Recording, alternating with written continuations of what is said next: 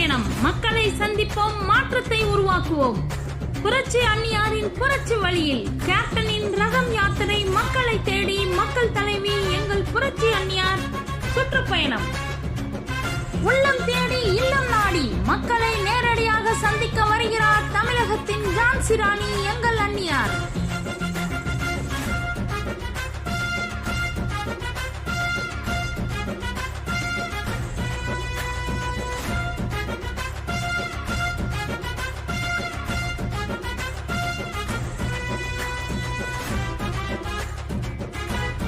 கோடி மக்கள் நாடிய தலைவி, வாடிய மக்களை தேடிய தலைவி.